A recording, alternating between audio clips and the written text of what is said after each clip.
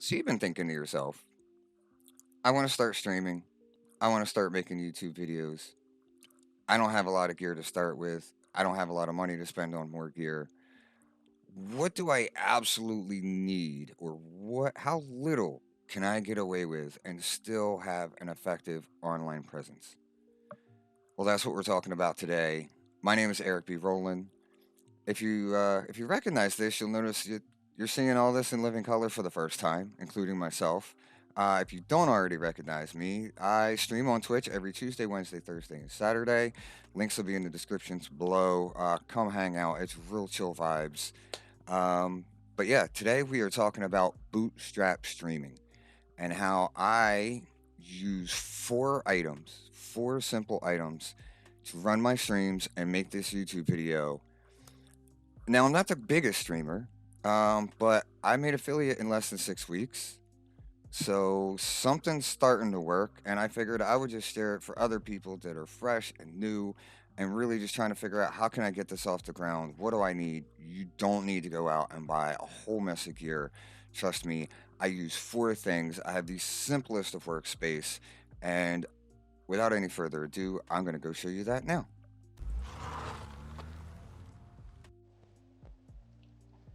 And that's it. Now I do have a slightly newer Dell laptop with an NVIDIA graphics card, but it is just a laptop. I have the leftover monitor from my last tower setup, a $35 pair of Razer headphones with built-in mic, and a USB mouse on that very high-tech mouse pad of mine. I don't even have an external keyboard. That's it. That's all I have. And my Ethernet adapter cable over there from a USB-C. And that's it. That's my recording space. That's my workspace. There's my very fancy on-air sign when I go live. That goes on the outside of the door. There's the throne. There's the backdrop you all know and love, except now you see it in color. And that is it. Well, that actually wasn't as bad as I thought it was going to be. But really, that's it for hardware. No extra mic or camera or $2,000 PC or Stream Deck or anything. This is it. Now, that was the hardware. And I am going to put all the details in the description for exactly what the specs are on my laptop and what kind of monitor and all that kind of stuff. But for software, honestly, it actually gets even simpler. If you are only going to stream and you're only going to stream on Twitch, you can simply use the Twitch Studio beta. Now, it is technically beta, but they're in like version 0.89.7 or something like that. Um, so let's go check that out, and I will show you guys just exactly how easy and complete that is. So here is the Twitch Beta Studio window. Now you will see that, well, it doesn't quite fit in my OBS frame. It's because it's coming from the other monitor, and the other monitor has a different resolution. So be it. You see what we're working with here. Now, right now, it's a blank screen. It says Bootstrap Streaming. Farm Sim's going to be the capture. This is your main screen capture. This is how your layouts are. So these are essentially your scenes. Over here would be, activity feed and your chat room when it's getting busy during the stream. I've cleared all these out for now. The first thing you have to do is go change. I can't even see it. Farm Sim. There we go. Next. Sure thing. Next. And there's my game capture. It says, as you can see, this is just game. And the only thing in here is the main screen share. And it is that easy to edit these stream layouts. You can right click on them. You won't see that if I right click on it. But that's it. That is you got your main screen share. You can add text, images, media, so forth. You'll see I have done that before. Here's a real simple, just add in a couple things so people know that it's custom. It's not just the camera. There's my original Be Right Back cutscene. That's actually, and if I edit this, that's all changeable. That all came stock. There's the game with cam. There's the cam popping. Like I said, I stream in black and white. Twitch app. OBS, it doesn't matter. That's what I use. And but it is that easy to edit this. Let's just edit one right now. We will add. Let's add some media. We'll add in a little frame. Let's stick that down here. Let's make it bigger. No, like really bigger. And stick it in the corner. And kind of get it right. This is just my preference. You can do it however you wish. I'm going to get that nice and tight down in that corner. And then we'll add the webcam. Oh my goodness. Now this we're going to put above. Yep, I could go ahead and rename that. We'll put that webcam color. There we go. And actually, as you see, you want to reorder your sources. These are your sources or layers. You want to reorder them. Oh shoot, that was the wrong thing. I need to put that back. Oh no. Okay, let's just eat up the whole video with me not selecting the right thing. Webcam.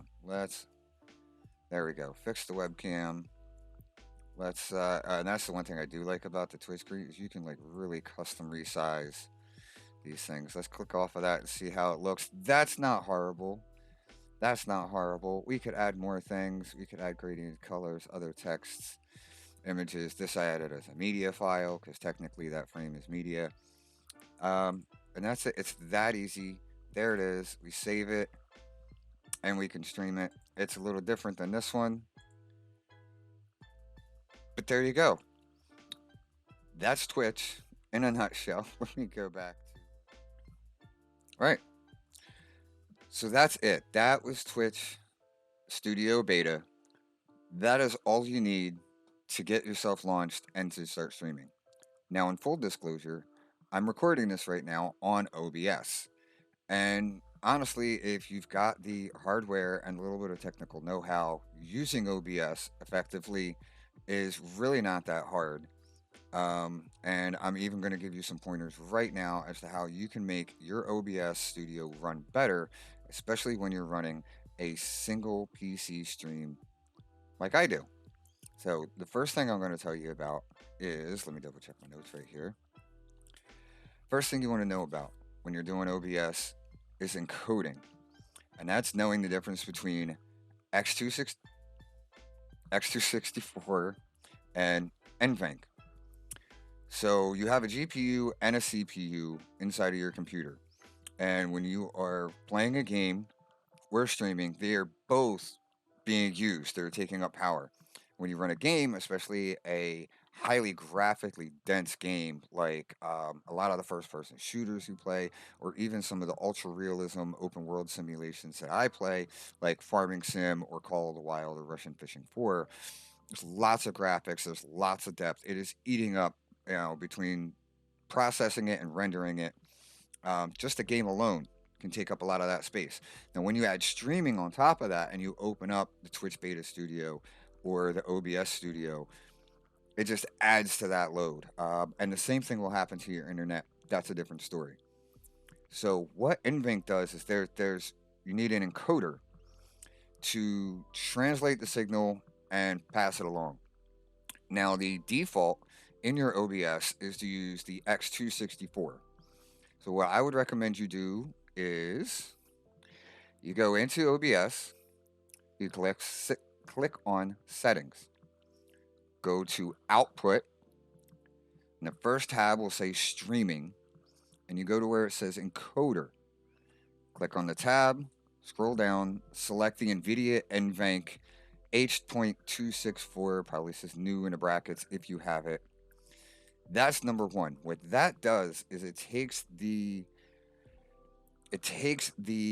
labor of encoding out of the GPU and the CPU, and it puts it all into its own little place called the NVENC. It's built into these newer NVIDIA graphics cards. Now, again, that's only if you have the NVIDIA graphics card as your graphics card, I guess. Good Lord. Second bonus tip for speeding up your OBS is The animations. Now, static versus animated, whether it's your overlay, whether it's a full scene, it's your stinger transition, it could be alerts and capagen and all these other extras like stream slaps and um, music that can get played. That all takes up space.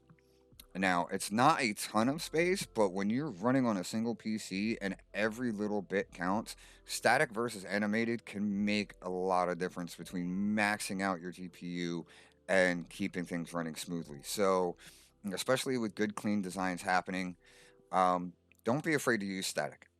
All right, and save the animation for like your alerts and your transitions and stuff.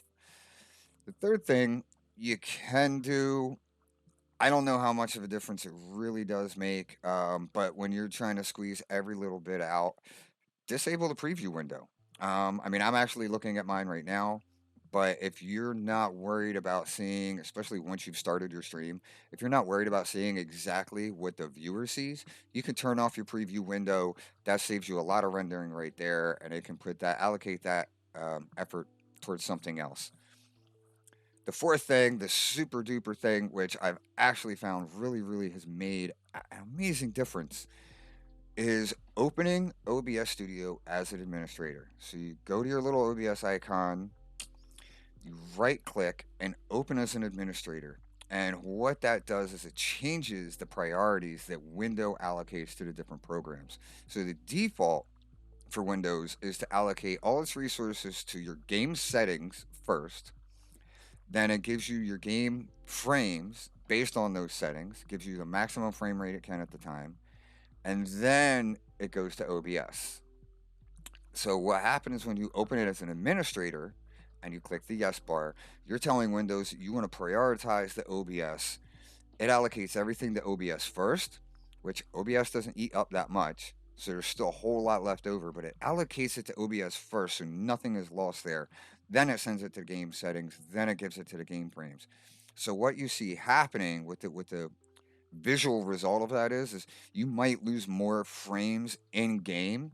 I just checked it out with Farm Sim. I put it on flight mode and kind of looked around my farm, and there's a lot of graphics rendering different field types.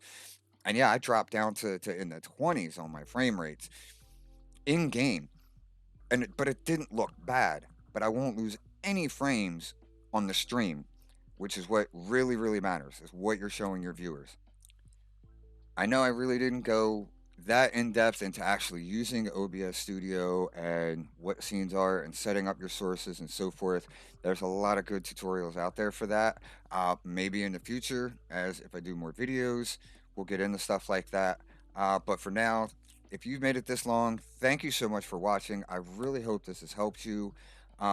I plan to make more, so if you want to be up to date with what's coming out next, do the whole like, subscribe, bell, join, whatever that nonsense is down there. If you do, thank you very much. But until next time, stay safe, keep smiling at each other. Thank you, thank you.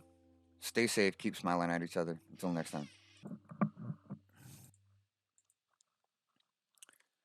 So I'll just say thank you so much. Until next time, be nice to each other and keep smiling.